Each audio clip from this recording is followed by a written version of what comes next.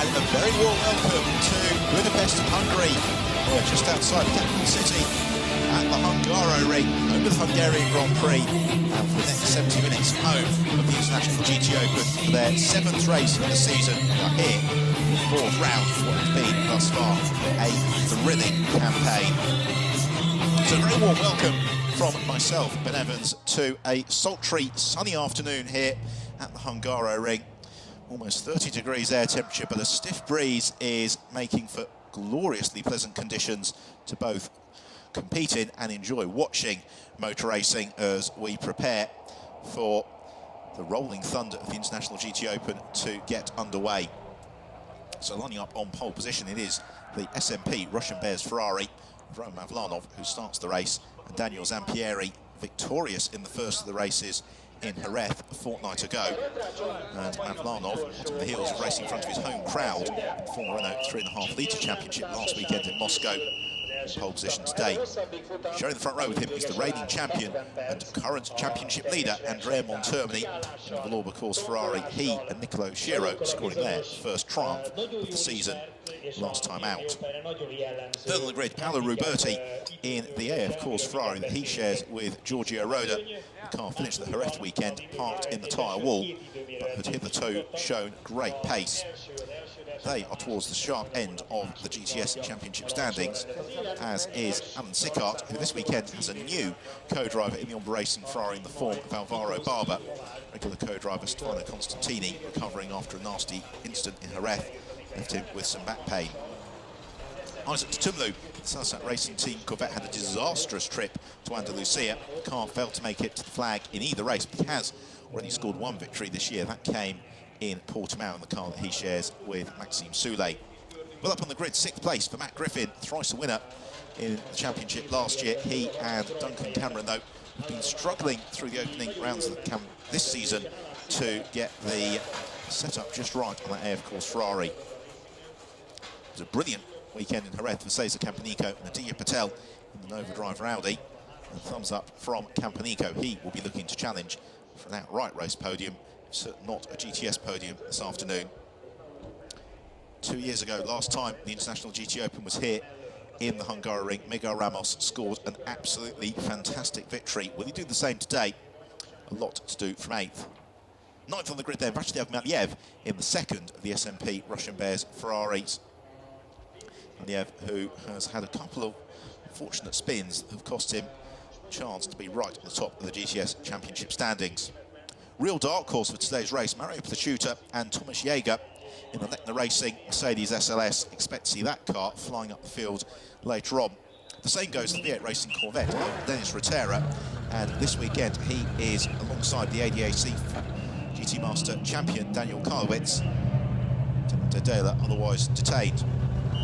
Joel Comathius, who is alternating his weekends in the International GTOpen with trips to the Asian GT Championship, has had 2 brilliant rounds in the Auto Orlando Sport Porsche, a couple of 5th places in Jerez, and they are right up in the GTS standings. Let's have a look then at the grid. Mavlanov and Montermini make it an all-Ferrari front row. It's an all-Ferrari row too as well. Paolo Ruberti and Alvaro Barber, the first of the GTS runners. And Isaac Tumlu and Matt Griffin, a potent 3rd row. On to row 4, Cesar Campanico and Miguel Ramos both will be disappointed with qualifying. They will look to improve from there. Maliev and Placiuta watch for those cars charging later in the race. Dennis Rotera and Joel Comathius again expect to see them climbing up through the order. Thomas Floor has a very quick co-driver in the form of Francesco Castellacci, and Archie Hamilton is in a brand new car for today's race because Diederik Schittoff unfortunately had a heavy accident in free practice yesterday. The V8 Racing Corvette team driving a car overnight from the Netherlands to enable Hamilton and Schittoff to compete this weekend. The car arrived during the lunch break. It has been converted into GTOpen specification by the V8 Corvette team over the past 2.5 hours. A remarkable job by them to get Archie Hamilton on the grid. So if you're new to the International GTOpen, to explain what we've got to look forward to, well, there are two classes first of all. The Super GT class, which is for all pro driver lineups, or cars which are slightly modified from GT3 specification, and the GTS class, which is for pure GT3 cars in the Pro-Am format. There is a mandatory pit stop that comes between 40 and 60% of the race duration. And the way that performance is equalised in the International GTOpen is that the drivers that finished on the podium in their class in the preceding races have additional time added to their pit stops, and so that means that the second half of the race will have a very different complexion to the start of the race. All the cars run on a control compound Dunlop tyre, and that has been a big source of discussion this weekend because the Hungaroring circuit, with its mid-speed turns, long radius turns as well, really does exert the maximum work on the tyres, particularly given that temperature this weekend has been threatening but not quite broken the 30°C barrier. As ever, it is a rolling start, so the car's just beginning to form up behind the pace car. And then when the pace car peels in, it will be the responsibility of Roman Mavlanov to pace the field. This season, the opening 6 races have been thoroughly entertaining. We have seen 2 races from Miguel Ramos and Nicky Pastorelli in the V8 Racing Corvette. 2 victories as well for Maxime Soulet, one of them at Nürburgring alongside Nick Katzberg, the other in Portimao alongside Isaac Termluke, and then a win apiece for Mavlanov and Zampieri Ferraris, and Lim Termly, Shiro Valour course Ferrari. And they share the front row as they come out of the final turn. We're about to go racing here in Hungary. The red lights flash out and the field sprint towards turn 1. It's a brilliant start from Termlu in the bright yellow Selisat Racing Team Corvette. Also well away too is Paolo Ruberti as they jump on the brakes, and Montermini challenges the inside of Mavlanov, and they almost make contact through the first corner, and Andrea Montermini leads the way. Second place, it is Ruberti and Mavlanov, who are side by side as sneaking through to second place. It's Mavlanov, Ruberti in third, Termlu in fourth, it's Alvaro Barber then who's in fifth, Miguel Ramos in sixth, Archie Hamilton making progress, as is Joel Camathius in pursuit of Mario Picciuta. So through turns 5 and 6 and on towards the long right-hand hairpin at turn 7, and Andrea Montermini has got an additional 45 seconds in the pits to overcome, trying to build a buffer in these early stages. He's got the charging Mavlanov, then the experienced Ruberti, for it's Alvaro Barber who's repassed Isaac Termluke, first in the Corvettes. He has got Ramos and Griffin snapping at his heels. There is the Mercedes SLS of Mario Picciuta. The field out to the furthest extremity of this otherwise very intimate, very nice venue, the Hungaroring. It's a track that the drivers enjoy competing on, as Archie Hamilton, the bright yellow Corvette. This car only arrives a couple hours ago, darts to the inside of Mario Picciuta. Talking to Hamilton at lunchtime, he was worried the car wouldn't be set up to his liking. It's certainly going well in these early stages. Picciuta then slips into the clutches of the Auto Orlando Sport Porsche of Camathius, who squeezes through. The next challenge will come from Vladislav Maliev. And then we have got the new Easy Race Ferrari in the hands of Andrea Tremodari, who starts the car as out front. Termly coming under pressure from Mavlanov. Field sprint down the start and finish straight. Yeah, I think it's about to move to the inside of Picciuta. Picciuta, though, comes off the apex just in time. The pit window, by the way, will open when there's 42 minutes remaining on the race clock, so there's still to do everything they can places in terms of track position. So the battle at the lead is coming together very nicely. Montermini being pressurised by Mavlanov.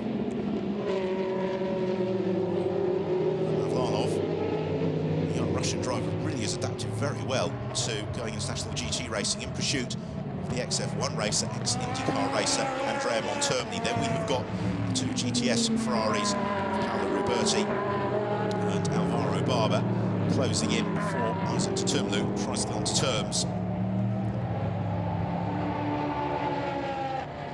Mavlanov looking anxious if he can to move clear of Montermini. Qualifying this morning, the pair of them separated by just a tenth of a second in terms of lap pace in Mavlanov's favour, and he certainly, at the moment, the young Russian driver feels that he has got a bit more pace than the very experienced Italian Montermini, who recently celebrated a fairly significant birthday.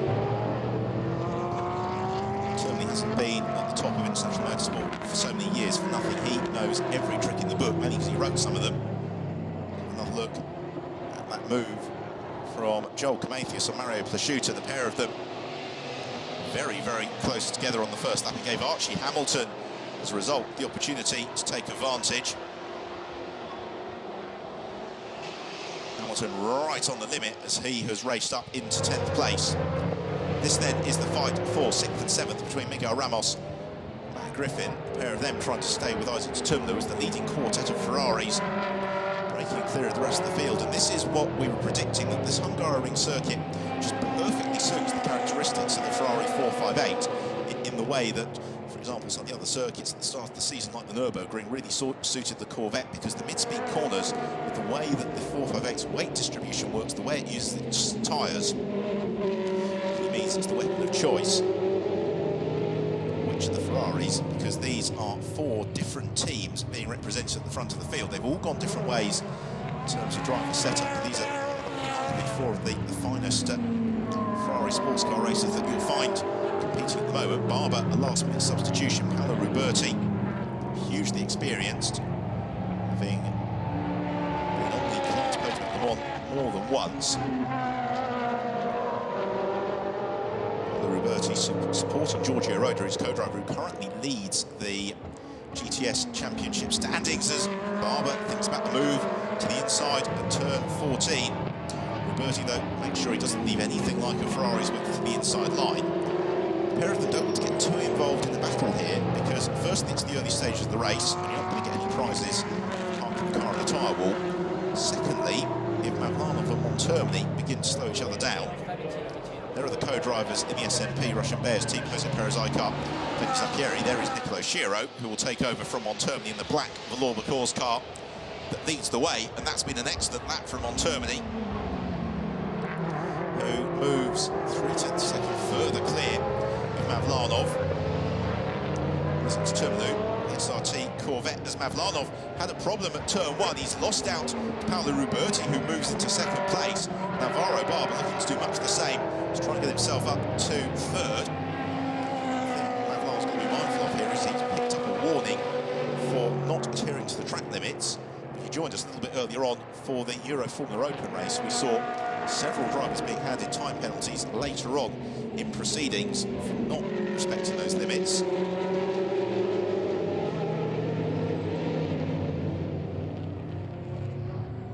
Mavlanov, though, looking to recover well, getting back onto terms immediately with Ruberti. You could see into the cockpit there, Mavlanov seesawing at the wheel. Driver Zampieri looks on with concern as Barber jumps over the curbs. But we've seen this a couple of times with the SMP Russian Bears Ferrari. The setup just doesn't seem to be particularly balanced. It's a very nervous handling car. In comparison, you can see how much more grounded the Umbra Ferrari is in the hands of Alvaro Barber. This is good news for Montermini. He tries to build a buffer in these early stages of the race. The question's going to be whether Barber can challenge Mavlanov on the brakes into turn 1. Find out shortly, because around turn 16, the leading quartet head through to the completion of the 4th lap of the race. Alvaro Barber in the white, red and blue Umbra Racing Ferrari. Shoot of the SMP Russian Bears Ferrari of Roman Mavlanov. Down to heavy braking zone for turn 1. Barber, though, not close enough to challenge the inside, just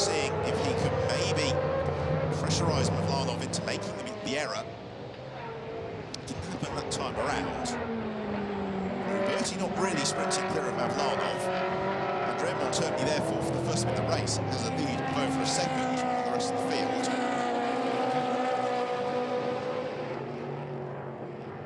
So they swoop down and then uphill. The circuit's situated in a natural bowl. It makes for great spectating. We've had fans pouring in here very early this morning to enjoy the action of the International GTOpen.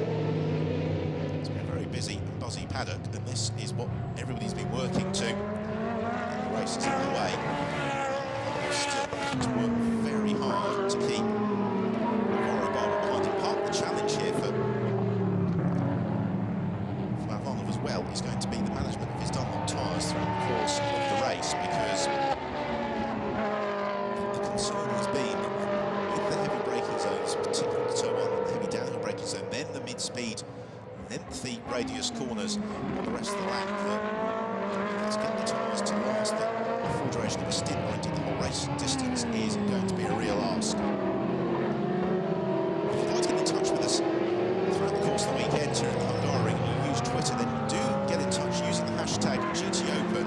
So hashtag GTOpen, and we'll be more than happy to pick up your questions during the commentary of this weekend's races, but also when the action is done this evening. So do get in touch with your thoughts about how the race is unfolding, who's looking good, who's looking not. So again, Barber pressurises Mavlanov into the braking zone for turn one. Miguel Ramos looking to do much the same here to Isaac Tutumlu. This is a circuit that is far from ideally suited to the characteristics of the Corvette, because they're big, heavy cars. They're hard to get around the corners, and in particular the bright yellow SRT Corvette. Hands of Tutumlu, that car is really configured to work well in the straight line. It struggled in Jerez in terms of the corners, and eventually retired from the event with a catastrophic transmission failure. Whereas the black Vodafone Corvette of Miguel Ramos, so that car is to be a little bit more balanced, so it works better through the mid-speed corners. They've got Lurking with Intent just behind them, so you can see it's a contemporary of Lewis Hamilton and Griffin. So we've got a group of four out front, and we've got a group of three fighting for 5th, 6th and 7th. In 8th place is Dennis Rotera. Up to 9th has come Archie Hamilton in the car he was in once before, which was a good festival of speed on this weekend, doing celebratory burnouts and the like, and then completing the top 10. It's Cesar Campanico and the Nova driver Audi, who is lost out a little bit in the early stages. Is Ramos going to be close enough here to challenge Tutumlu? You can see already, 10 minutes into the race, that Tutumlu in the yellow Corvette is struggling to make the AP. Sees for each corner as Griffin contemplates a challenge to the outside of Miguel Ramos.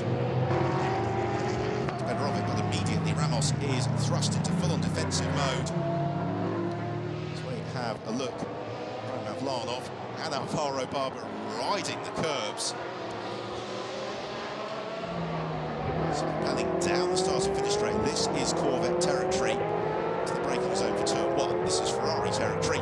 Tutumlu would appear to have missed the apex. Ramos a little bit cleaner. Matt Griffin needs a still.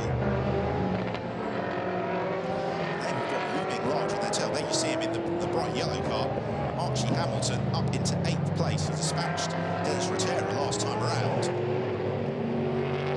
Hamilton, who was investigating from his home this time yesterday afternoon after the incident for Diedrich Schittorf. The team made the call just in time to get the spare car back in the factory repaired.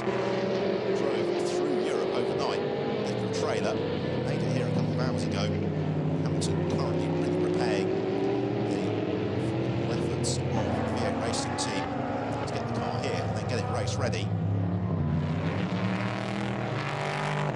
Really enjoyable scrap this for 5th, 6th and 7th place. Tutumlu really sense struggling through these speed corners. Is that those struggles are only going to worsen as the race progresses and the tyres begin to go away from him. Ramos and Griffin is slightly less concerned about that, particularly Griffin, having one of his sprintliest showings of the season today. He and Duncan Cameron just so the AF Course team, for whatever reason, the car, they just haven't got working as they'd like so far this campaign, but it is going well here at the Hungary this afternoon. They'll find their way onto the GTS podium.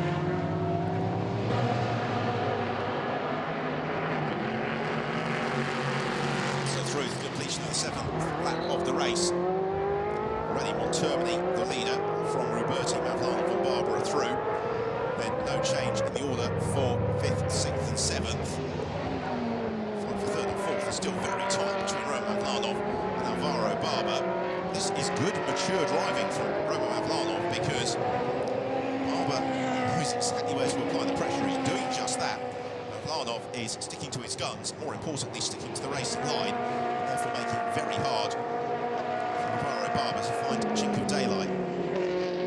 So Mavlanov is a little bit more curved and perhaps in the line to into the turn 6. Again, the same for GTOpen in comparison to Ramos and Griffin, who were, relatively speaking, working the extremities of the track to a far lesser degree.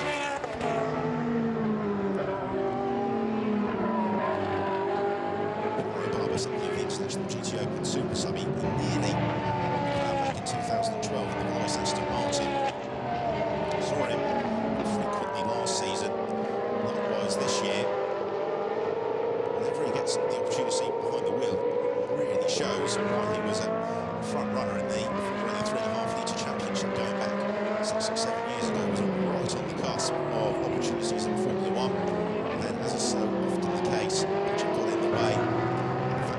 He's made the switch to sports cars very successfully so. Zabala looked to the inside Mavlanov into the final turn and slithers out wide as a result, and that's going to cost him for another lap, because although he recovered very neatly, you can see the drivers already beginning to struggle for a little bit of grip. They get into turn 1 in qualifying earlier on, and down to watch from turn 1. Lots of varying angles of attack, the drivers really on the limit. Because essentially, in the international GTOpen, though the race is 70 minutes in duration for each driver, their stint feels like a mini sprint, and therefore they've got to drive each and every lap as if it's a qualifying lap. That's why we're seeing here and elsewhere the errors creeping in. It's not a circuit that teams test on particularly frequently. Many of the drivers in the field today certainly weren't racing with the same team or cars or co-driver when the international GTOpen was last here a couple of years ago, back in 2012. Therefore, free practice and testing has all been about learning the circuit, learning the setup, and this is the proof of the pudding somewhat in terms of being able to do those long runs, understanding how the cars behave lap upon lap. 15 minutes in here then. Is our race leader. He's 2.4 seconds clear of Paolo Roberti. In 3rd place is Roman Mavlanov, who is only 0.8 of a second clear of that man Alvaro Barber. In 5th place remains Isaac Chumlu. 6th is Miguel Ramos. 7th, Matt Griffin. 8th, Archie Hamilton. 9th, Dennis Rotera. Cesar Caponico completing the top 10.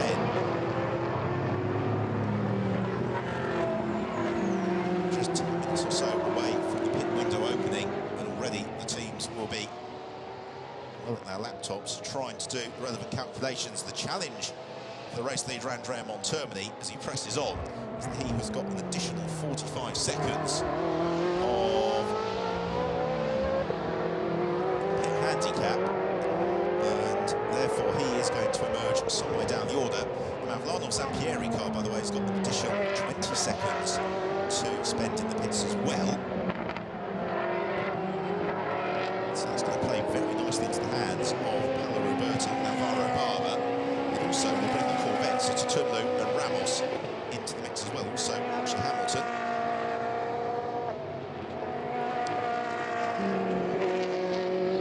Mavlanov still withstanding everything that Alvaro Barber could throw at him. But they're all struggling for consistency in comparison to Ref a few weeks ago. A lot of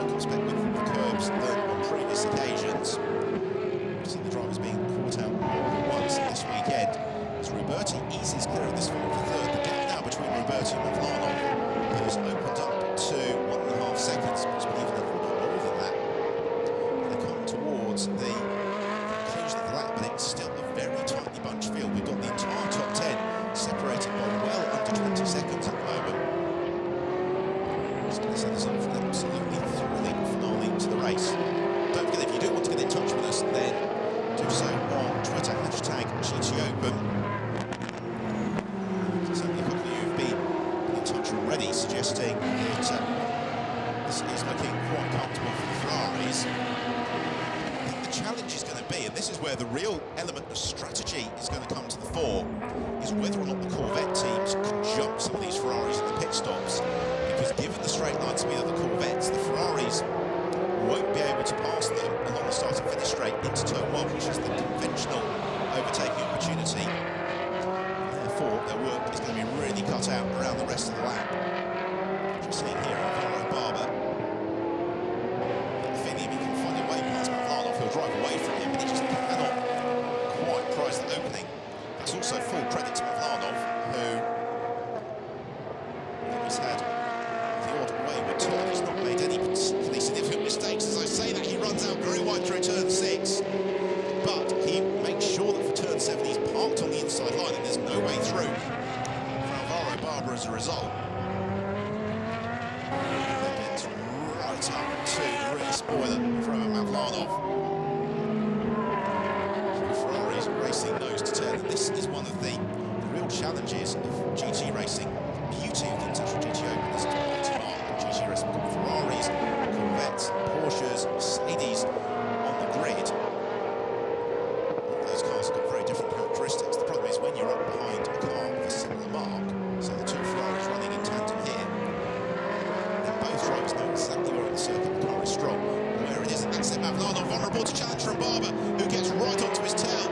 They may have even made contact as Mavlanov slides wide, and he's crucially got the inside line for turn 16. Barber, though, challenges the outside. They go door handle to door handle. They both get pushed out wide, and Mavlanov somehow keeps that third place. They accelerate on to the start and finish straight. Alvaro Barber flashes his headlights in frustration. And is he going to go for a little bit of a lunge into turn 1? Yes, he looks to the inside. He's going to go for it. He brakes very deep. And Mavlanov sees him coming and very fairly gives Alvaro Barber racing room. So Barber goes third. For how long? He's going to cover the inside line here for turn 3. Which he does. And he finally seals the deal. Credit there to Roman Mavlanov, because he realised that Barber was going to go for the move into turn 1. We saw in the early Euro Formula Open race that we had more than one contentious incident into that corner with drivers shutting the door very late. Mavlanov, recognising there's a good 50 minutes of racing to go, didn't do that, and therefore Barber through into third, off in pursuit of Roberti.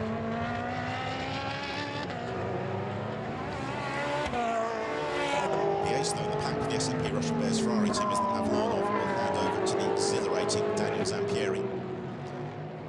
So here's another look at how it all started with that mistake into turn 7 from Mavlanov. It meant that by the time they got to the end of the lap, they drew side by side. Well, that very nearly funded the Ferrari spare parts department Christmas party. They avoided contact. Barber, making his intentions very clear, thought about it, went for the move. Mavlanov saw him coming, gave him the racing room, through into third place. Alvaro Barber.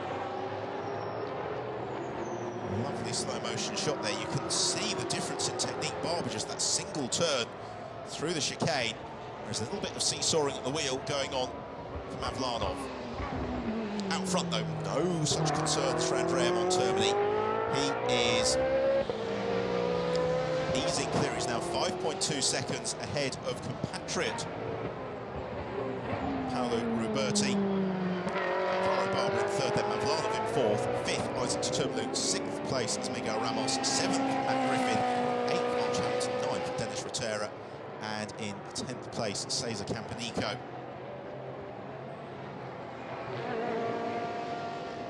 What we've seen thus far this season, largely speaking, the Vlorba course team is Montermini peels in fairly late to hand over to 2012 Euro Formula Open champion Nicola Shiro.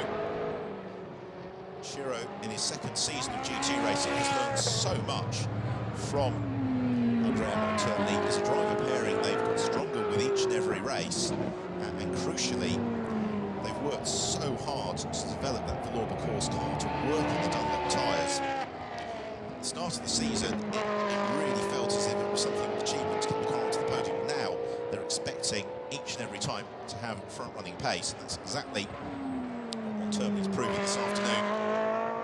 Roberti then leads the GTS class. He'll hand over to Giorgio Roda in the race. Alvaro Barber, second in the GTS class, third in the race overall. He's moved a second or so ahead of Mavlanov. This Ferrari quartet, by the way, they're only 5 or so seconds ahead of the charging Corvettes.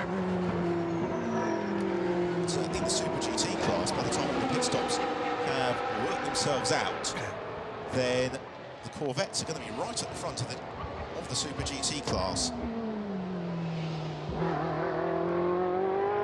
So down the start and finish straight. Roberti on the brakes as late as he dares. Turn 1, we saw some spectacular angles of attack during qualifying earlier on. And Roberti now needs to have a slight uplift in pace here, because last time around, Alvaro Barber was a whole second quicker than Paolo Roberti. As we look at the battle for 9th and 10th between the V8 Racing Corvette of ex-British F3 racer Dennis Rotera, he has got César Campanico, former Portuguese GT champion, homing in on his tail. No drive rowdy, which goes so well on these more technical circuits. Brilliant performances a fortnight ago in the ref. Campanico lights ablaze, got his head down, getting a look at the charge here.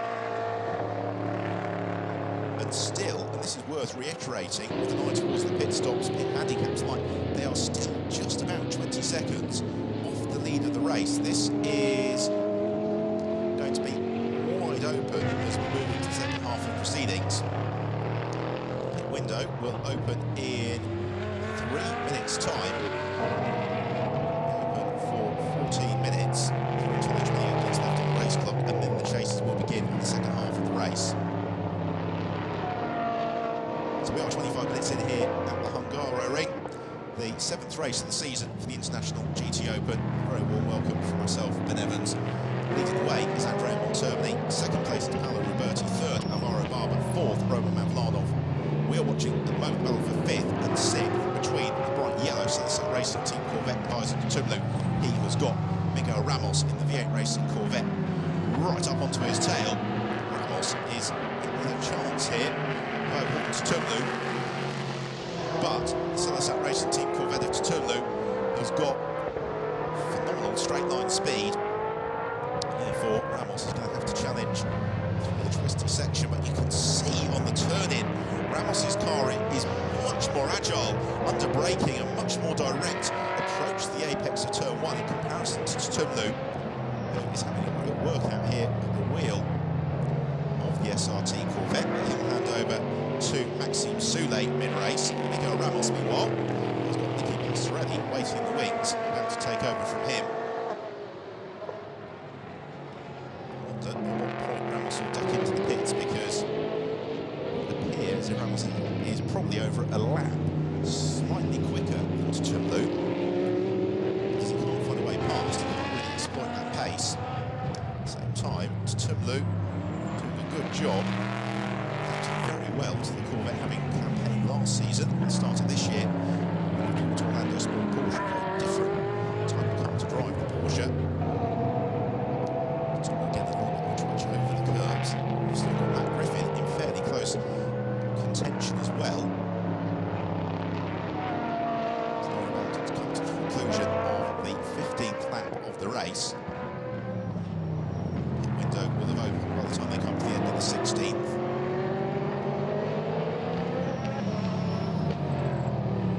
Shot there into the cockpit of the Corvette. You can see Tumlu really having to work at the wheel. More or less finds the apex as Alvaro Barber, who's got himself right onto terms now with Paolo Roberti. This is the fight for second place. It's the fight for the lead in the GTS class. They have both got very evenly matched, I would suggest. Co-drivers to take over.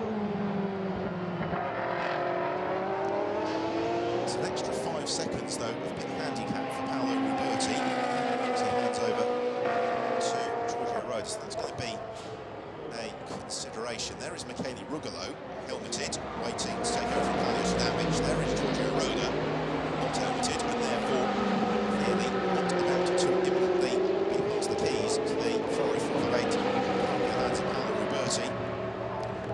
But as the pair of them do battle, this is proving to be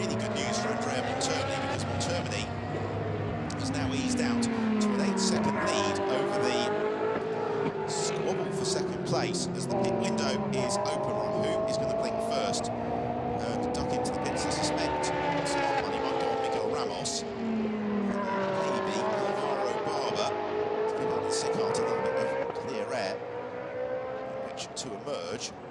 Some incredibly fast drivers to take over, because down in 13th place, Vasyl Maliev has got Icon waiting.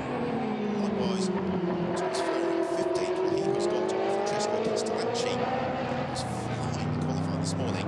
Claudio Stanvic just behind Fleur, who's got Michele Rugolo. So we're going to see those cars, and we'll watch up the order later on. Bertie and Barber, though, deciding they're enjoying their scrap far too much to make a pit stop on that occasion. Continue on their way. Look absolutely fantastic. Certainly if you're joining us, you are a connoisseur of motorsport. What more could you want on a hot summer's afternoon with supercars racing wheel to wheel? As into the pit lane come the two Corvettes in the form of certainly that's Maxime Soulé who will take over from him. Nicky Pastorelli will take over from Miguel Ramos. So the two Corvettes almost covering each other with their pit stop. Also into the pit suite, we've got Roman Mavlanov. That's happened off camera. Daniel Zampieri taking over from him. So that's the car that was running in fourth place, that had previously been part of that scrap. Also coming in now is Mario Plasciuta, and that is the former first 12-hour podium finisher Thomas Jaeger. Almost has to keep the Mercedes door open before the car comes to a halt. And again, Jaeger talking to teams like Hungary, they were saying a good run for Mercedes. Thomas Jaeger could well be on the podium come the checker flag. So we've now got that wonderful stage of the race. We've almost got two races in one. We've got the things going on out on track. Some incredibly fast drivers rejoining from their pit stops. So the race is in flux because the pit window will open for another 12 minutes or so. Also in it's Thomas Fleur. He's handed over to Francesco Castellacci in the AF Course Ferrari. It's the sister AF Course Ferrari, Paolo Ruberti, who continues in second place. They carried by us almost sideways, Alvaro Barber. Here is our race leader though, Andrea Montermini, 9.5 seconds clear of the rest of the pack, but is in traffic, and he is just behind Maxime Soulé, who has completed his pit stop. This is going to be a tough call, I think, here for the Vlog Course squad, because we've got the two Corvettes that are doing battle with Montermini in the championship, and Zampieri. Now that's very interesting. You just caught a glimpse of it. Nicky Pastorelli has come out of the pits ahead of Daniel Zampieri, who in turn has come out ahead of Maxime Soulé. So the V8 Corvette team of Ramos and Pastorelli have been able to jump the Celsat Racing Corvette of Soulé and Tutumlu. Zampieri has slipped right into that mix as well.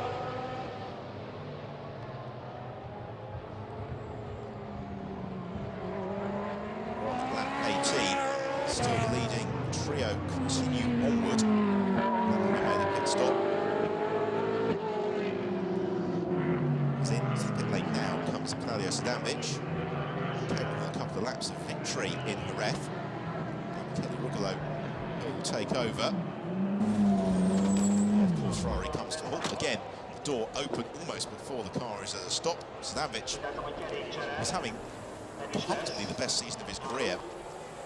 Comes out, the experienced Rugolo jumps in. He will be on his way very shortly. It's neither Barber nor Ruberti towards the pits, nor is Montermini, but that probably comes as no surprise. He is enjoying running out in splendid isolation. In the front of the field, his lead is 9.6 seconds over the Ruberti, and Barber scrapped the car at the very back of the shot. You can see that's Thomas Jaeger in the Littner Racing Mercedes, who's already made his pit stop. Of those that have pitted, by the way, it is Pastorelli who is to the fore of that queue from Zampieri and Soulé. Right, now in is Dennis Rotera, and that is going to be Daniel Karlowitz, who takes over from him, the ADAC GT Master Champion. Regular driver Dylan Dodela here this weekend as Francesco Castellacci sets about jumping up the order. And of course, from Really look how hard Castellacci is trying. Once says Campanica, that's essentially to unlap himself. Castellacci has got a reasonable degree of work to do, but he's the sort of driver who you know will be able to do just that.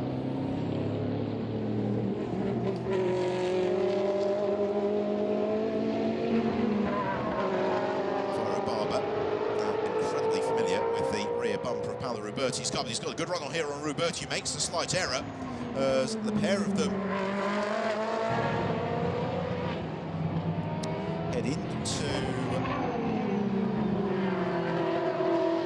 15, onward towards turn 16. And completion lap as the race leader, Andrea Montermini rolls down the pit lane.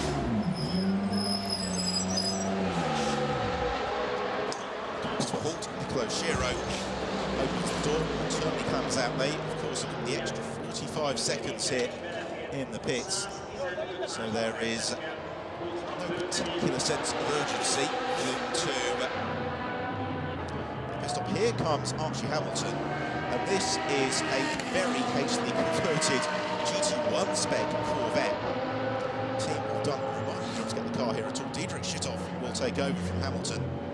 Archie, given that he's never driven that car in anger, would have been going with a base setup that the team would have easily cobbled together. He's done a brilliant job. Joel Camathius out of the Automotive Sport Porsche. That is Matteo Beretta who takes over from Camathius. This is now, to all intents and purposes, the battle for the lead of the race. Also in Sebastian Maliev. Manuel Perez-Icar, former Cup of Spain champion, takes over, and Perez-Icar has been arguably the revelation of the season. It's good to see that car charge up the order as the race unfolds. Well, we are just over half race's distance here at the Hungaroring. The majority of the cars have made their mandatory pit stop and made it early. The exception to that being this battle for the lead of the race between Paolo Ruberti and Alvaro Barber. The pair of them locked in combat for several laps now, and they're still continuing onward.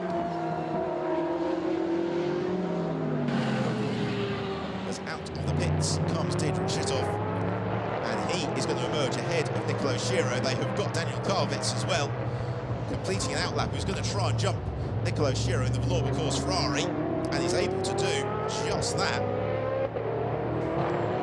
So three very different Corvettes for the V8 Racing team, because the 99 car is, to all intents and purposes, a GT3 specification car, 2014 spec. The number 2 car is a GTE spec car, and then the number 4 car, GT1 specification, that has been, say, adapted over the last couple of hours to fit to run here. Hungaroring as Nicolo Schiro looks to challenge Daniel Karvitz around the outside, and Schiro repasses, gains the place, shows the growth in confidence that Nicolo Schiro has displayed as the season's unfolded. We wouldn't have seen a manoeuvre like that at the start of the year, but Schiro immediately onto terms now with Diedrich Schittoff, the pair of them racing for a spot on the Super GT class podium. Opportunity to gain a few more championship points. Schittoff, though, who's blown hot and cold all season, he flew in Portimao at a slightly more trying time, both the Nürburgring and Jerez.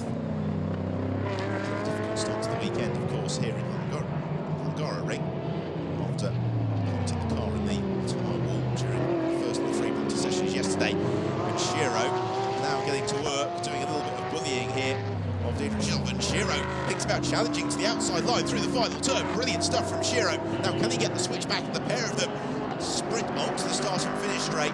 This, though, is arguably Corvette territory, but Schiro in the slipstream. Schittoff covers the inside line, Schiro to the outside.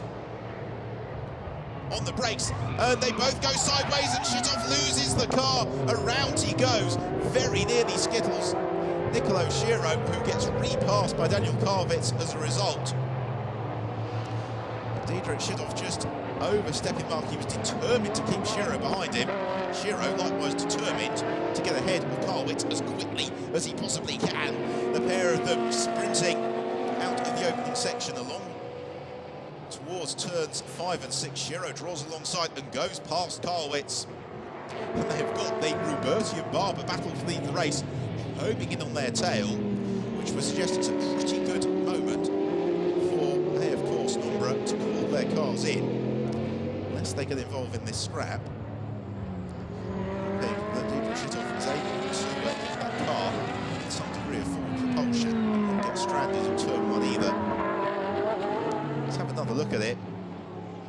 Sort of braking as late as he dares. Shiro squeezes him, but as the Dutchman goes around, Shiro takes evasive action. Fortunately, they avoid contact. It's just under 31 minutes to go. What a race we're having here in Hungary.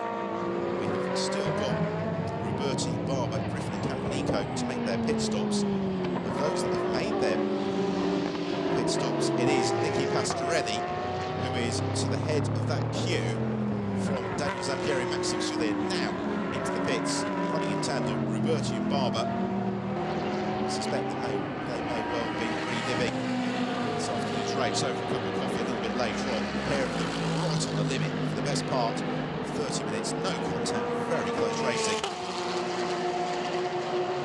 So it's Giorgio Roda who takes over from Paolo Ruberti. Alan Sicard it is will pursue the Honda Ferrari from Alvaro Barber. So those pit stops got underway. They came into the pits the best part of 90 seconds ahead of Pastorelli. So is the gap needs to be aware of in terms of the length of this pit stop. So here is Nicolo Shiro, but Shiro is, of the cars that have pitted, currently 4th in the queue. He is 13.7 seconds back from Maxime Soulé, but Pastorelli, Zampieri and Soulé are all running very, very closely together. They're currently 5th, 6th and 7th, getting an adjusted order at the end of this lap, because essentially Shiro is currently racing cars which are static in the pit lane. Giorgio Roda leaving the pit lane now, I can see from our commentary box, and Sicard is going to do much the same. In fact, Sicard has moved ahead of Roda due to that extra 5 seconds in the pits for the A, of course, Ferrari team. So Alan Sicard is the race leader. Second place is Giorgio Roda. And across the line, now past my commentary position, comes the fight for third, which is the Pastorelli, Zampieri and Soulé. They have got 20, here they are. They have got 28 or so seconds to make up on the cars in front, so the 3 Super GTs flying in tandem. Nicolo Shiro is 13 seconds back from them and running at a not dissimilar pace. Well, Pastorelli just runs a little bit wide there through turn 3. Car bobbling on the brakes. Zampieri and Soulé unsure whether when to pressure. The last of the cars to make their pit stops is Matt Griffin. Here he comes now. Duncan Cameron, co-pilot, awaits.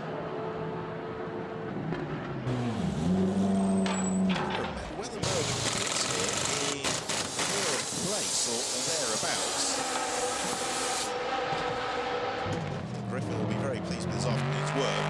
This is arguably the closest of the on-track battles, but the real key is going to be at the end of this lap in terms of the exam question for Nicky Pastorelli and his pursuers about how much ground they need to make up on Giorgio Roda and Alan Sicard, also where Atilla Patel and Duncan Cameron feed into that mix.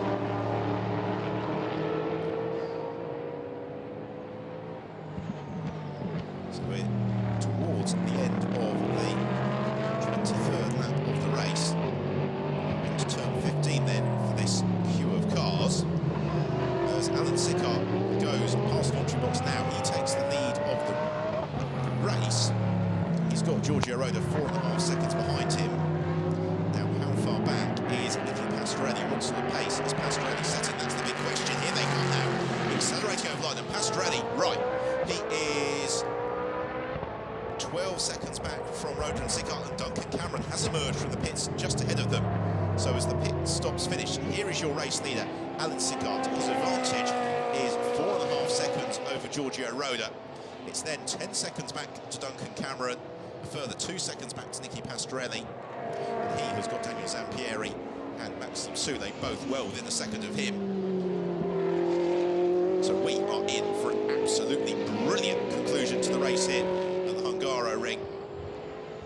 7th race of the season in the International GTOpen as Duncan Cameron is overhauled by Pastorelli, and that gives Zampieri the chance to challenge into turn 7. He looks to the outside, then trying for the switchback maybe towards the chicane at 8 and 9. And in an alternative universe, both Daniel Zampieri and Pastorelli would have been Formula 1 superstars. Maxime Soule decides that looks like fun, I want to join in as well.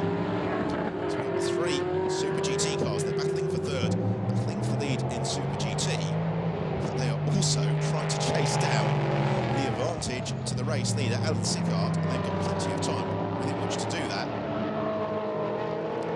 So they're caught a little bit between the devil and the deep blue sea. Do they battle hard with each other, or do they agree for a brief truce, run in formation and reel in the race-leading GTS cars? So Sickart is through over the line.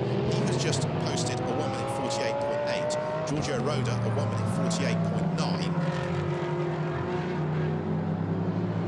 About the 3 amigos then. They'll accelerate across the line now, and they're slower, 1:49.9 for Nicky Pastorelli. Partly that was the lacquer of Duncan Cameron, partly that was the fairly robust defensive driving. So that means that Pastorelli is 17.7 seconds back from the race leader, and Sickart has got 25 minutes in which to try and close that down. He's also got 25 minutes to try and keep Daniel Zampieri and Maxime Soule at bay. Headlights ablaze from the 2 Corvettes. Zampieri sandwiched between the pair of them, and this is the section of the circuit which really favours Zampieri.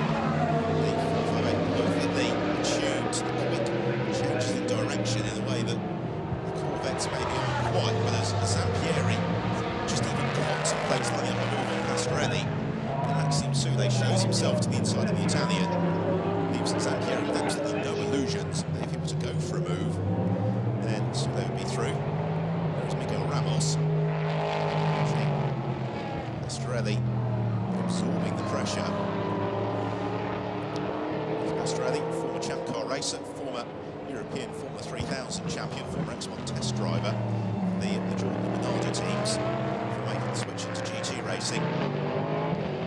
Likely to be too phased by the efforts of Zampieri. So Sickart and Roda have gone through, by the way. They have both posted mid 1:48 laps. What about this trio? They've not really been fighting with each other on this lap, and they are fractionally quicker. Pastorelli, half a second faster than Sickart on that occasion. That's not enough. So the gap remains still in the 17-second territory. The fastest car on the track at the moment is Nicola Shiro in 8th place. There is Isaac Tumlu. Maxime Soule. So Shiro in 8th place is only 10 seconds away from this group, but more importantly, he is to a second lap quicker than some of the cars in the group, so he is going to be potentially closing in onto them between now and the checkered flag.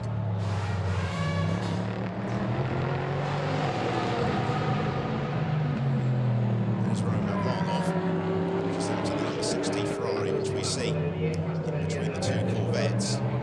This is almost a rookie play of the race we had here 2 years ago, when it was the Corvette in the hands of Miguel Ramos that was keeping the queue of cars at bay behind him in a not dissimilar fashion to that of Nicky Pastorelli. Some Soule anxious to try and find an opening. The big question though is going to be now about tyre attrition, and can Pastorelli maintain the sort of pace that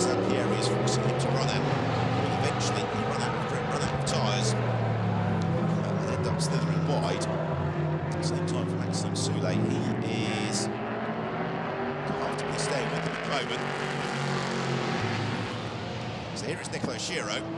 He and Atiya Patel are already past Duncan Cameron. So this is the fight for 6th place between Patel in the Nova Drive Rally. 7th place is the flying Nicolo Shiro in the Valorba Course Ferrari, flashing his headlights at the Nova Drive Rally. And Shiro's going to make the move here into turn 1. Surely he darts to the inside line. Has he been seen by Patel? Yes, he has. Gains the place up to 6th place for Nicolo Shiro. He has got 13 seconds or thereabouts now to close up to get into terms with the Pastorelli and Zampieri battle. Out front, though, as well, Alan Sicart, the race leader, is being caught at a rate of a second a lap by Giorgio Roda. So this race is far from settled. We've got first and second converging on each other. We've got the train for third closing on first and second. And then we've got this man, Nicolo Shiro, who is chasing down all of them from 6th. Blaze from Shiro. He rides the curbs through the flip-flop. Also flying on the order is Thomas Jaeger. He is in pursuit of Daniel Karlwitz and Duncan Cameron. They're all looking to move up ahead of Atiya Patel and Nova Drive Rowdy, because that will bring them onto the GTS class podium. The first 2 cars in the GTS class are the first 2 cars in the race overall, who continue to close up on each other as we focus on the fight for third. Roda is now just 2.7 seconds back from Sicart. Giorgio Roda, currently the quickest car in the race. And they are all, and those 2 leaders are now just easing clear of this scrap as Zampieri comes under pressure from Maxime Soulé. Zampieri leaves less than the Corvette's width to the inside of turn 1.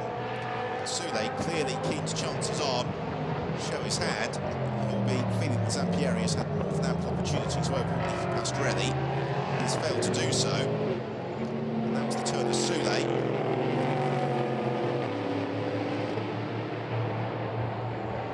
Here is Shiro then. Last time round, Nicolo Shiro offered us a 1 minute 48.2.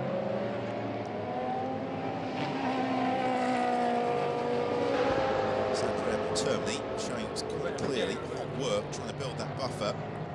It's again flashing his headlights at Zampieri in frustration. Maxime Soulé is determined to try the Ferrari. At the same time, Zampieri, through the middle section of the lap, really does get right onto terms with Nicky Pastorelli, and you just wonder at what point one of these drivers might decide, right, enough's enough, I'm going to go for a lunch and see if it works out.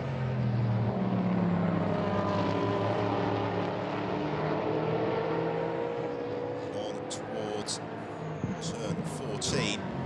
Again, they all constantly run upon each other on the brakes. The invisible elastic between the 3 cars extends and then contracts.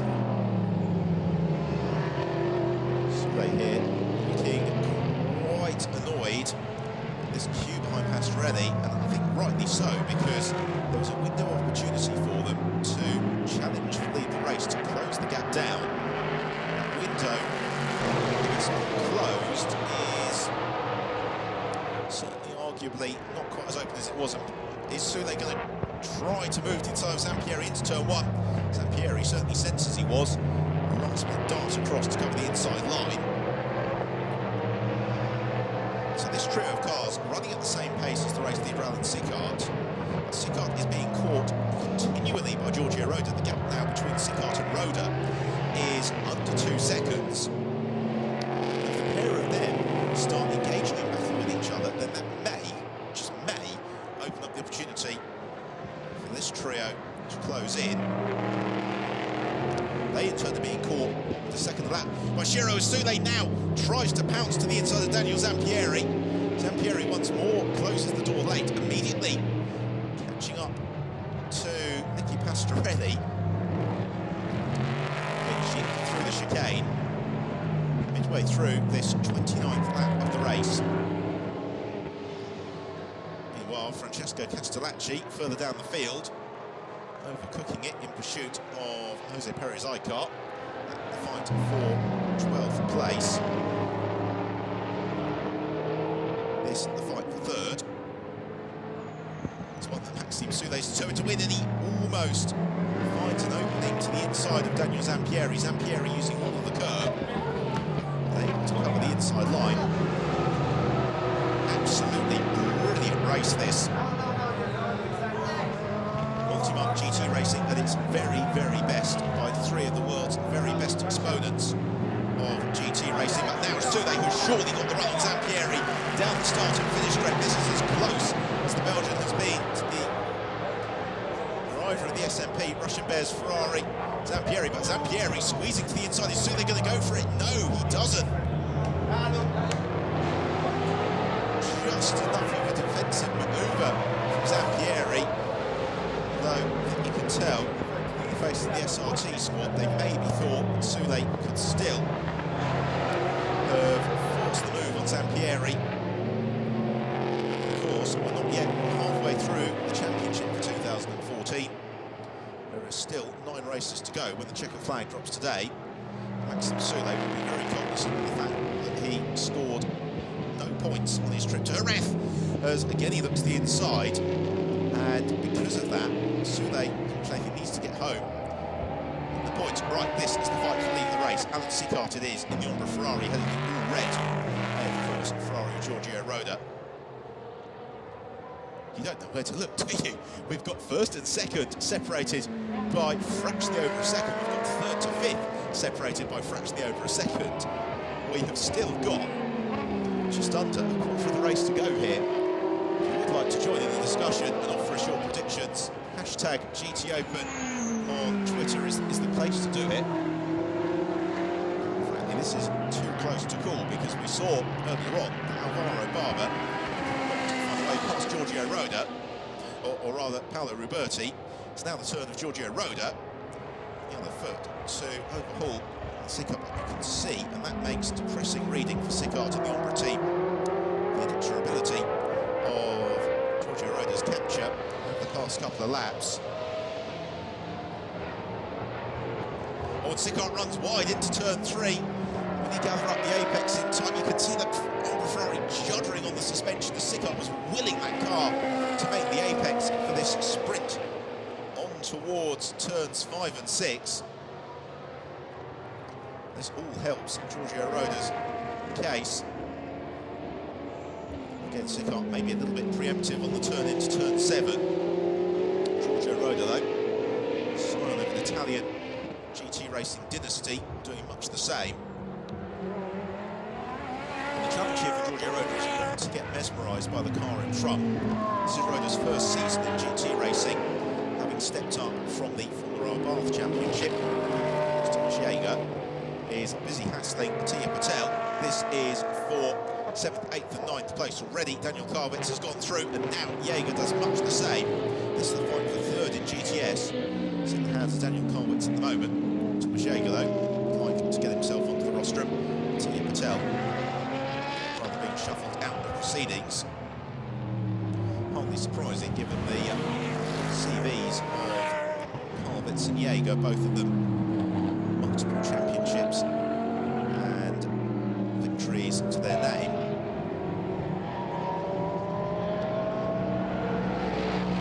Racing Mercedes looking particularly feisty. And of Thomas Jaeger, meanwhile, the leaders 1.2 seconds separate the pair of them. So kind of Road, and they're both, although darting of adhesion. Time around though, Sicart a little bit quicker than Giorgio Roda for the first time in 6 laps. Roda is getting a little bit into the Turkish air behind Alan Sicart. He was maybe passed through that window of opportunity with his double tyres.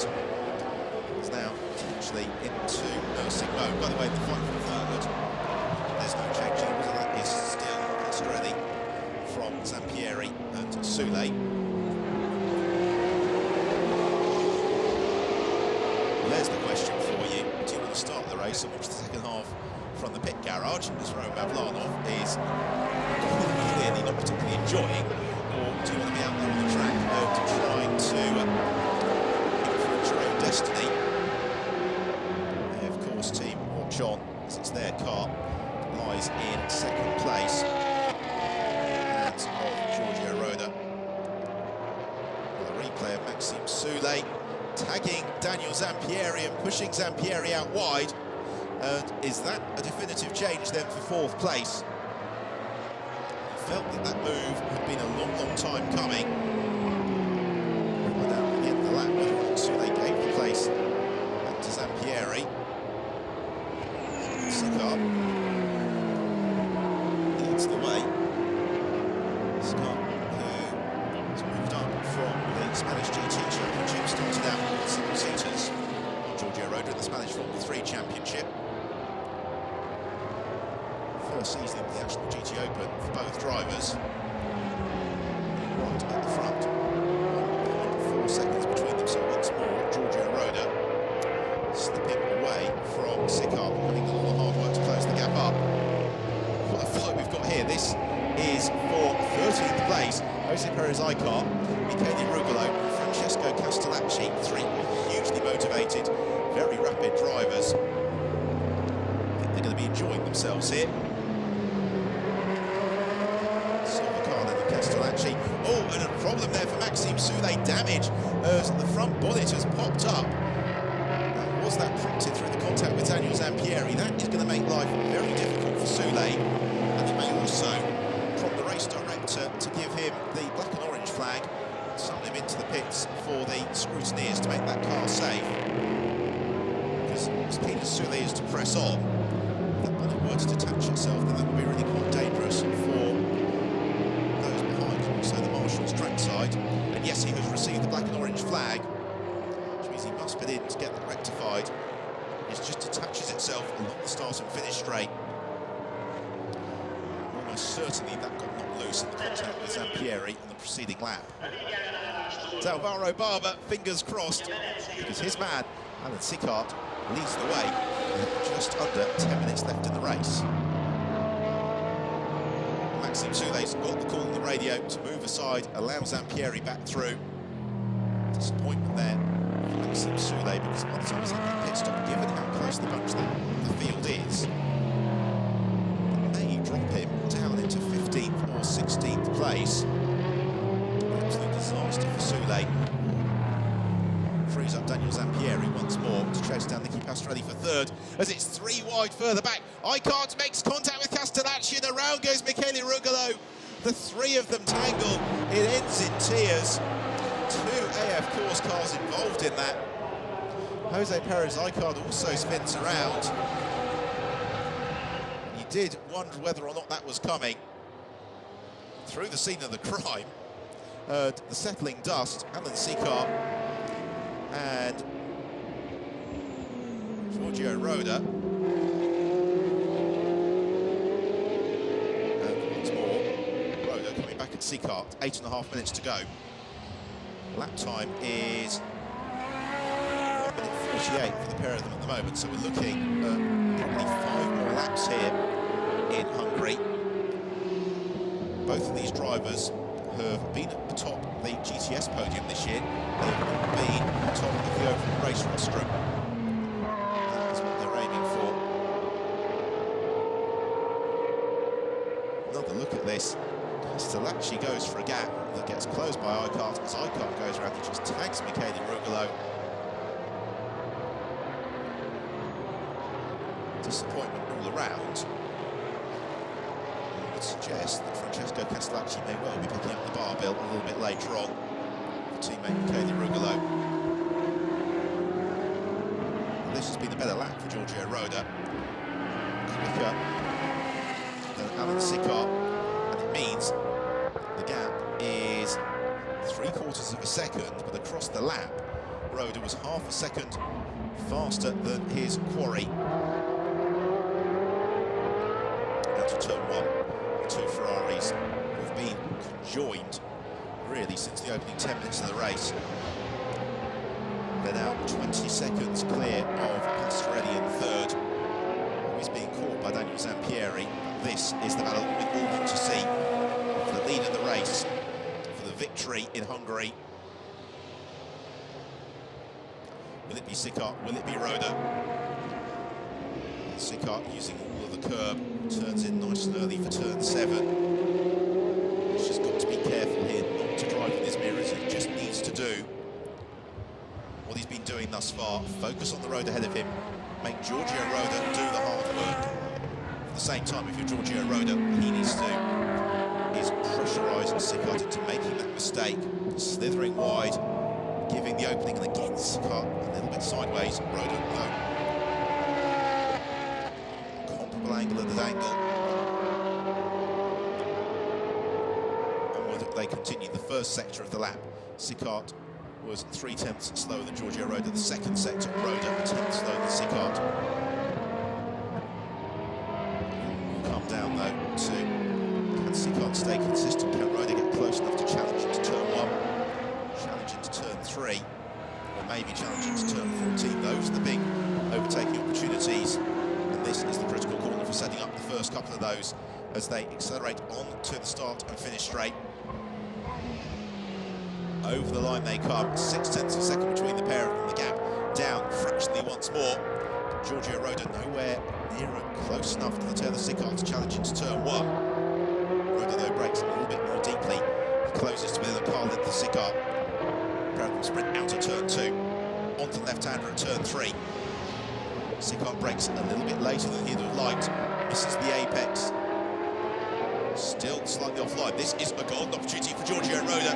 It's as close as he has been as the pair of them accelerate on towards turns 5 and 6. The Ombre Ferrari, though, in a straight line is potent. The tension in the air, of course, pit absolutely unbearable. Roda continues to close up onto the tail of Alan Sickart. We've got 4 3/4 minutes remaining. Sickart's co-driver watches. Giorgio Roda now really turns up the pressure. Roda, who won last year races in the Formula Path Championship. Will he be able to score his first GT race victory again? He gets a good propulsive run up towards the tail of Alan Sickart, trying to force Sickart into a mistake on the brakes. That time around, the Ombre driver nails the apex, rides the curb, and gets the traction. It's now the climb uphill, turns 15 and 16. A little bit ragged through 15. It gives Sickart a nice big buffer into turn 16, and again Roda ragged. So the pair of them complete the 36th lap of the race. We have got time for 3 more laps, including this one. The gap from first to second, fractionally under 1 second. Again, it will come down to, can Roda close the gap? Can Sickart remain consistent? The pair of them absolutely on the limit here. They have got Dunlop tyres that had their best days several laps ago. The fight for third is going to be equally close, isn't it? Because we have got just a couple of tenths between Nicky Pastorelli and Daniel Zampieri. This is the battle as well for Super GT honours. A pair of them also being caught very rapidly by Nicolo Schiro in 5th place. 6th place and 3rd in the GTS class is Daniel Karlvitz. 7th was Tom Shaker, 8th Mattia Patel, 9th Matteo Beretta. Completing the top 10 is Duncan Cameron. So again, Pastorelli squirming on the brakes as the Corvette tries to break traction. But he has absorbed all the pressure from Daniel Zampieri ever since the pit stops. Now Zampieri, is he going to move in for the kill? Will he be able to get onto the podium? Will Pastorelli be able to hold on? They have got 2 more laps at the conclusion of this one to find out. They've also got to be mindful Nicolo Schiro's very rapid closure onto their tail as the 2 leaders climb uphill. And again, this is the section of the circuit where Sickart is so strong, and this is the real challenge here for Giorgio Roda, is that Alan Sickart, through turns 15 and 16, is substantially quicker than the of course Ferrari. It means that he is not vulnerable to attack into turn 1. So 2 laps to go at the Hungaroring. The gap from first to second is 0.8 of a second. They both brake as late as they dare for the first corner. As they wind downhill, Giorgio Roda will once more close on the tail of Alan Sickart, trying to force the Spaniard to blink, run wide, maybe give him an opening, but it doesn't happen through turn 3 on this occasion. Sicart has barely put a wheel wrong, nor has Roda. They are coming up onto the tail of Fabio Mancini in the easy race Ferrari. They may well catch Mancini between now and the checker flag. There he is, the runner-up in the 1979 Italian Formula 4 2000 Championship. Gives you an indication of Mancini's experience. Sicart and Roda continue this battle. Where is the opening going to come from? Will Giorgio Roda be able to just pull something out on the final lap of the race? Will Sicart be able to absorb it all? Will, let's hope not, Fabio Mancini play a decisive role in who is going to be victorious here in the HUNGARY. The 7th race of the season in the International GTOpen. Once more, it's an absolute thriller. They have caught Mancini into turn 14. And this is the section of the circuit where Sicart is strongest. This is where he cannot afford to be delayed because he slows. That will offer the opportunity. Giorgio Roda, retirement then for Maxime Soulé. His day goes from bad to worse, and Roda's had a poor turn 15. He's dropped a long way back from Alan Sicart, and as Sicart accelerates onto the start and finish straight to start the last lap of the race, I think he's got enough of a buffer here over Giorgio Roda, unless the Italian has an absolutely spectacular final tour of the circuit, but the gap between the pair of them goes out to 1.3 seconds. Sicart nails the first turn, the clock ticks to 0. He is about 3,800 metres away from home, away from a maiden victory in the International GTOpen. Again, he needs to get turn 3 absolutely spot on. He does just that. Giorgio Roda is too far adrift. More problems for Diedrich Schitthoff. Loses under braking, launches over the curb, and very nearly torpedoes into Duncan Cameron. Very glad that that didn't turn into a far worse incident than it could have done. It certainly shows that Diedrich Schitthoff and Archie Hamilton are pure racers. The fact they've leapt straight into the backup car and immediately pushing it to its very limit. Alan Sicart now just a couple of corners from home. Giorgio Roda has tried. He closed the gap down, but he couldn't find those extra couple of tenths of a second.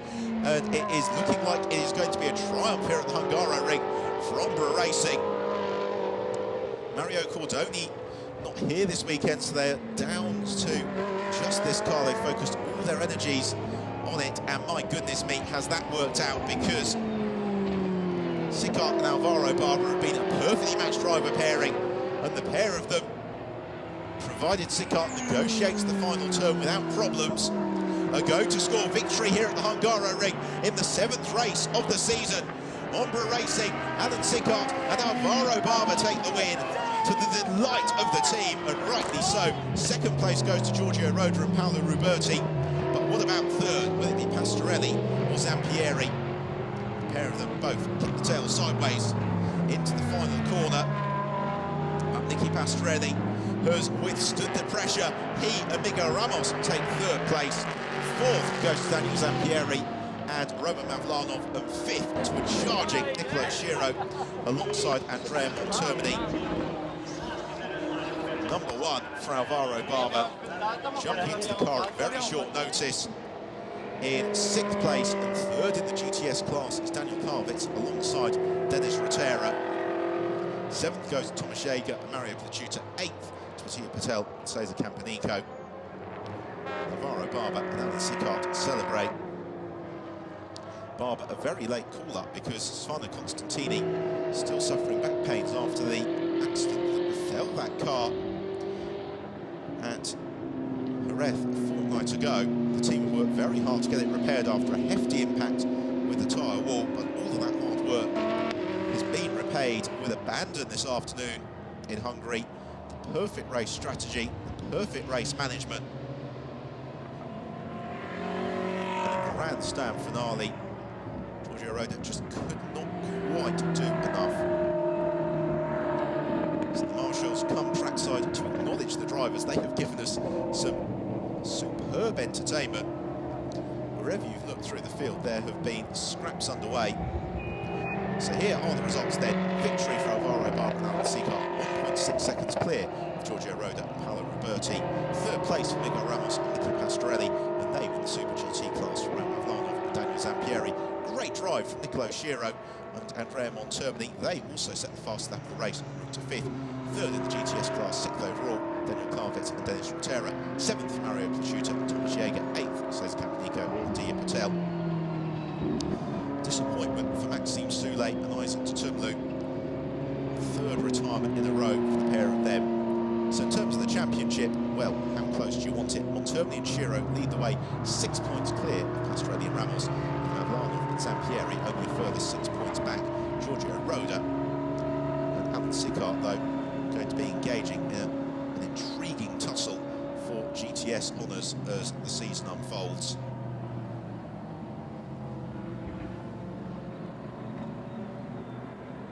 So in to Parc Ferme for the victorious car of Sicart and Barber.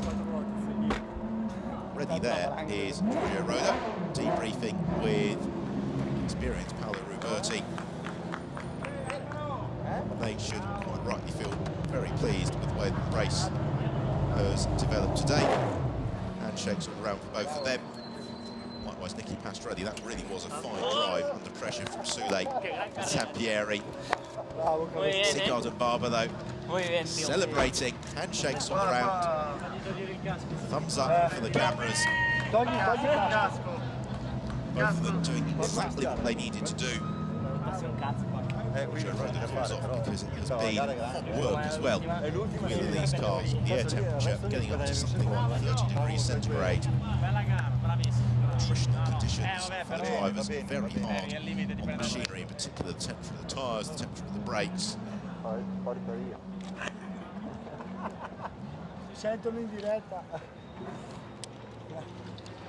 This is what makes it all worthwhile. Celebration in Parc Ferme at the end of the race.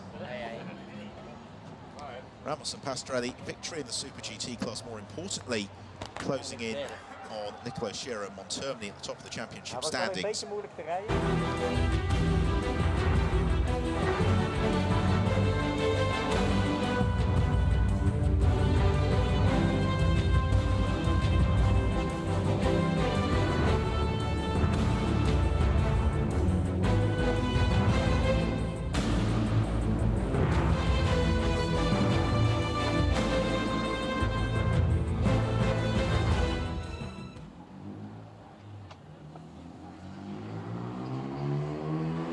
Alvaro Barba, Alan Sicart, Spanish win in Budapest. How was it?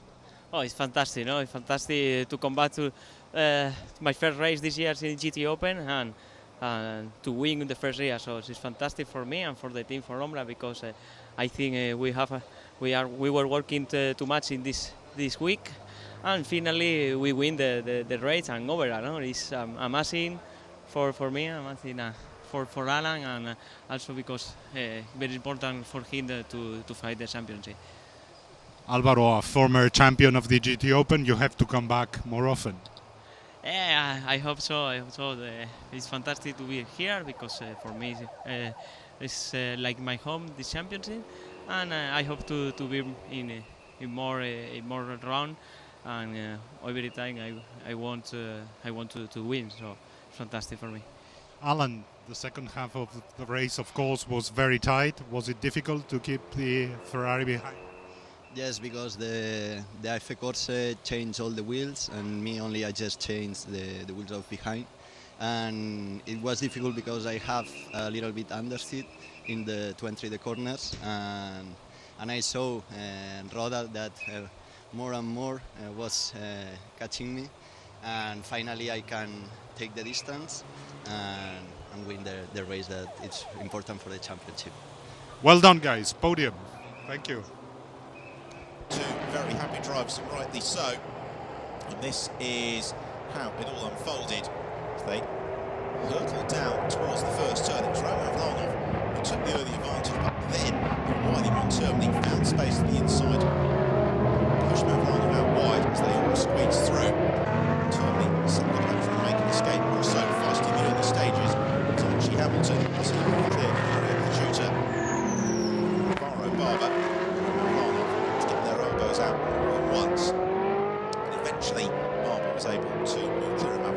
set off in pursuit of Paolo Roberti. It's one of those races that wherever you looked in the field, there was a good scrap going on. As Dietrich Schittoff overcut the limits as he tried to withstand the pressure from Nicolo Schiro, slithering out wide. Schiro was a brilliant scrap for third in the latter stages between Pastorelli, Zampieri and Soule. Schiro set about getting onto terms with them. Francesco Castellacci had a day on the limit. Big spin at that point to make Soule eventually fell away by Zampieri. That contact triggered retirement in the end for Soule. Castellacci had more adventures, contact with Peres Eichhardt and Rugolo, taking the shit off and another spin, very nearly torpedoed into Dunford Cameron. It was a brilliant race at the front between Alan Sickart and Giorgio Roda. Tried as Roda did, he couldn't find a way past Sickart, so it was victory for Alan Sickart and Alvaro Barber for the Ferrari team. Roda and Roberti in second from Pastorelli and Ramos completing the podium.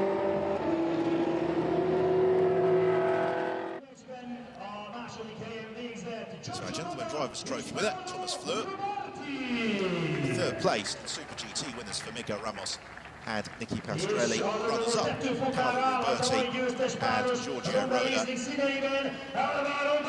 And our race winners, Alan Sickart and Alvaro Barber, onto the top step of the rostrum at the Hungaroring. Winning team being Ombra Racing. A győztesek tiszteletére most akkor szóljon a himnusz.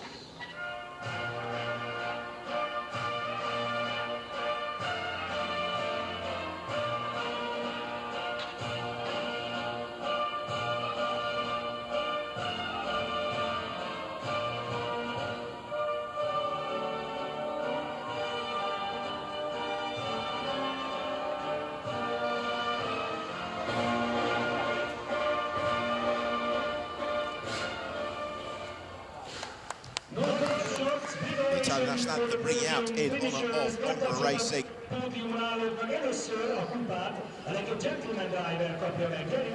So on to the presentation then of the trophies. First of all, Rosso presents the Gentleman Drivers' Trophy for Thomas Fleur.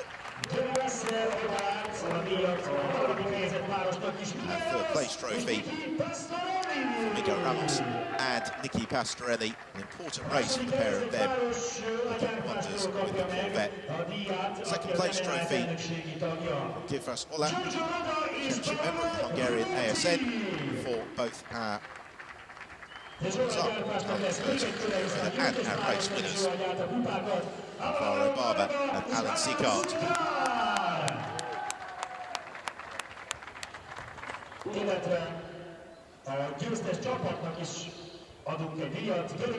Trophy presentation just about complete. We've got one last trophy for the team for Ombra Racing.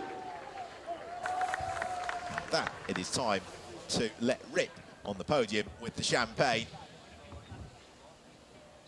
Miguel Ramos taking it upon himself to absolutely drench the others on the rostrum.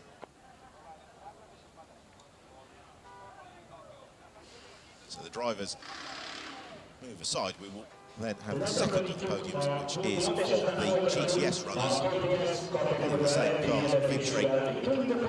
Corvette team, yeah, Racing Squad should be incredibly pleased with how their day has unfolded, given how hard they've been working overnight to get the cars settled and ready. And they've been rewarded with the podium of the race overall and the GTS podium as well.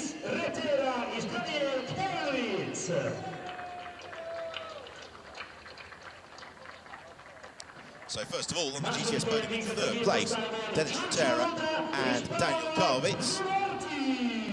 Runners-up in GTS and the race overall, of course, Giorgio Roda and Paolo Roberti. And our GTS and overall race winners once more, Alan Sickart and Alvaro Barber.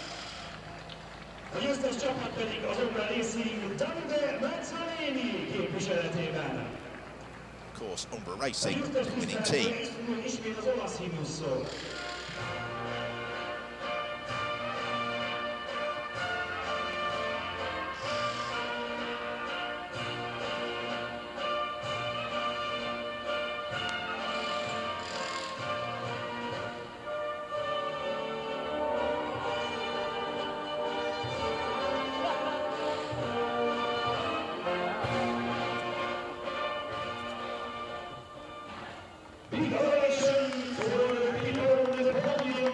anthem complete. Time to begin the presentation of the trophies in the GTS class. And all the talk in the paddock this morning was that maybe a GTS car would win outright today. And certainly the Umbra Ferrari was not one of those cars that was being discussed. Miguel Ramos very happy with that third place in the race overall and class victory.